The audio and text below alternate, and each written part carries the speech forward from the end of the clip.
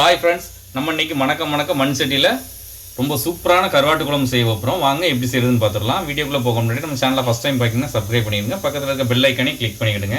அப்போ தான் போடக்கூடிய வீடியோஸ்லாம் உடனுக்குடன் நோட்டிஃபிகேஷன் வரும். வாங்க வீடியோக்குள்ளே போகலாம். இப்போ அடுப்பில் ஒரு தோசைக்கல்லை வச்சுப்போம். இப்போலாம் அந்த மாதிரி கருவாடு கொஞ்சம் எடுத்து வச்சுருக்கேன். அந்த கருவாடு அந்த தோசைக்கல்லில் கொஞ்சமாக சுட்டு எடுத்துக்கலாம். அப்புறமா கொஞ்சமாக சாலை கருவாடு எடுத்து வச்சுருக்கேன். அதையும் இதில் போட்டு சுட்டு எடுத்துக்கலாம்.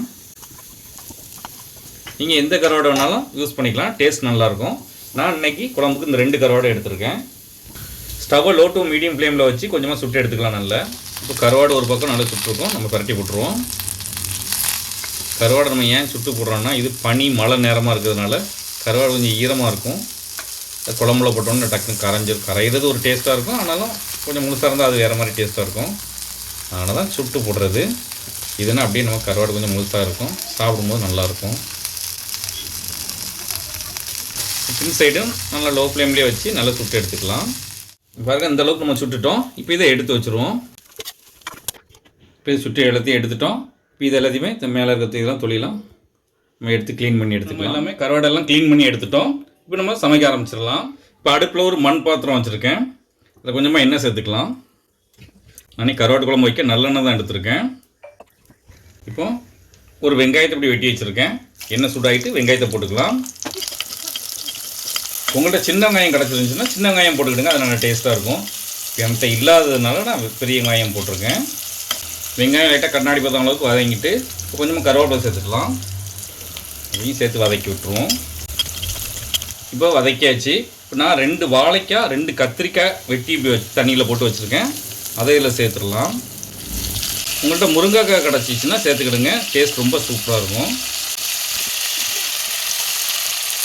எல்லாத்தையும் சேர்த்தாச்சு. கத்திரிக்காய் லைட்டாக வதங்குற அளவுக்கு நல்லா வதக்கி விட்டுப்போம். இப்போ நான் கொஞ்சம் மொச்சக்கொட்டை எடுத்து அது தண்ணியில் ஊற போட்டு வச்சுருக்கேன். இது ஒரு குக்கரில் சேர்த்து 2 விசில் மட்டும் போட்டு நம்ம வேக வச்சு எடுத்துக்கலாம். நம்ம டைரெக்டாக இதை ஊற போட்டு சேர்த்தாலுமே அது நல்லா வேகாது, கொஞ்சம் நறுக்குன்னு இருக்கும். அதனால் ஒரு 2 விசில் மட்டும் போட்டு நம்ம வேக வச்சு எடுத்துக்கலாம். இப்போ கத்திரிக்காய் லைட்டாக கலர் சேஞ்ச் ஆக ஆரம்பிச்சிட்டு இப்போ நம்ம ஒரே ஒரு தக்காளியை நான் அப்படி வெட்டி வச்சுருக்கேன். அதை இதில் சேர்த்துருவோம். சேர்த்து நல்லா மிக்ஸ் பண்ணி விட்டு வேக வைப்போம்.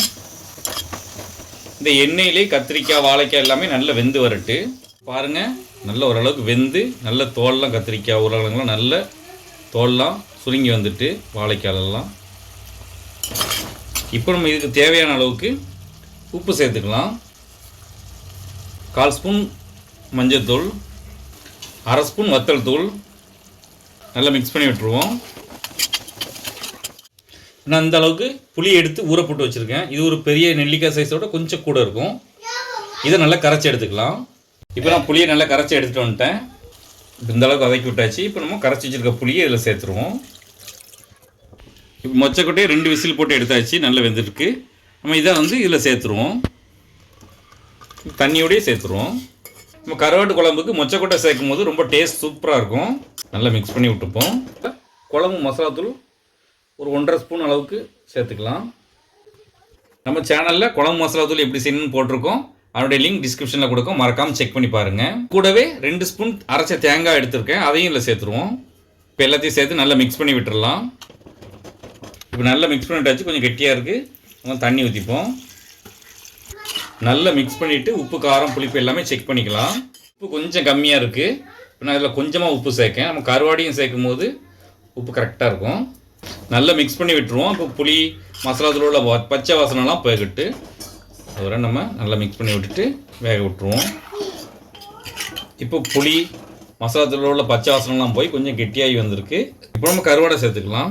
க்ளீன் பண்ணி வச்சுருக்க கருவாடை இதில் சேர்த்துருவோம். அன்றைக்கி 2 வகையான கருவாடை சேர்த்துருக்கோம். நல்லா மிக்ஸ் பண்ணி விட்டுருக்கோம். நல்லா மிக்ஸ் பண்ணி விட்டோம். இப்போ ஸ்டவ்வை லோ ஃப்ளேமில் வச்சுப்போம். அதுக்குள்ள நம்ம தாளிச்சிடலாம். நான் கொஞ்சம் தாளிப்பு வடகை எடுத்துருக்கேன். இதில் கொஞ்சம் பிச்சு போட்டுப்போம். கொஞ்சமாக பூண்டு எடுத்துருக்கேன். அதை 1-2 நச்சுக்கலாம். 1-2 பூண்டை தட்டி எடுத்தாச்சு. நம்ம தாளிக்க ஆரம்பிச்சிடலாம். அதில் கொஞ்சமாக எண்ணெய் சேர்த்துக்கலாம். இப்போ நான் கொஞ்சமாக வெங்காயம் வெட்டி வச்சுருக்கேன். எண்ணெய் ஹீட் ஆகிட்டு அதை இதில் சேர்த்துருவோம். வெங்காயம் கண்ணாடி பதம் அளவுக்கு வதங்கிட்டு கொஞ்சம் கருவேப்பிலை சேர்த்துக்கலாம். இப்போ தட்டி வச்சுருக்க பூண்டையும் இதில் சேர்த்துருவோம். நல்லா வதக்கி விட்டுக்கலாம். வெங்காயம் பூண்டு நல்லா வதங்கிட்டு இப்போ நம்ம பிச்சு வச்சுருக்கக்கூடிய தாளிப்பு வடகத்தை இதில் சேர்த்துருவோம். இப்போ நல்லா வதக்கியாச்சு. இப்போ நான் ஒரு அரை ஸ்பூன் வெந்தயமும் சீரகத்தையும் நல்லா வறுத்து பொடி பண்ணி வச்சுருக்க பொடி இது, அதை இதில் சேர்த்துருவோம். இதில் 1/4 ஸ்பூன் வத்தல் தூள், அதையும் இதில் சேர்த்துருவோம். சேர்த்து நல்லா வதக்கி விட்டுருப்போம். பொடியை நம்ம சேர்க்கும் போது தாளிக்கும் போது நல்லா வாசமாக நல்லா டேஸ்ட்டாகவும் இருக்கும் குழம்பு. நம்ம இந்த மாதிரி ஃபைனலாக தாளித்து போடும்போது நல்ல வாசமாக நல்ல டேஸ்ட்டு ரொம்ப நல்லாயிருக்கும். இப்போ கருவாடு நல்லா வெந்துட்டு இப்போ நம்ம தாளித்து வச்சுருக்கதை இதில் சேர்த்துருவோம். இப்போ நம்மளுடைய சுவையான கருவாட்டு குழம்பு ரெடி ஆகிட்டு, இது ரொம்பவே சூப்பராக இருக்கும். நீங்களும் ஒரு ட்ரிப் வீட்டில் ட்ரை பண்ணி பாருங்கள். இந்த வீடியோ பிடிச்சிருந்தா லைக் பண்ணுங்கள், உங்கள் ஃப்ரெண்ட்ஸ் அண்ட் ஃபேமிலிக்கு ஷேர் பண்ணுங்கள். இதை போல் நிறைய வீடியோஸ் பார்க்கணும் மறக்காமல் சப்ஸ்கிரைப் பண்ணிவிடுங்க. நம்ம சேனலில் கருவாடை வச்சு ஃப்ரை போட்டிருக்கோம், அதனுடைய லிங்க் டிஸ்கிரிப்ஷனில் கொடுக்கும், மறக்காமல் செக் பண்ணி பாருங்கள்.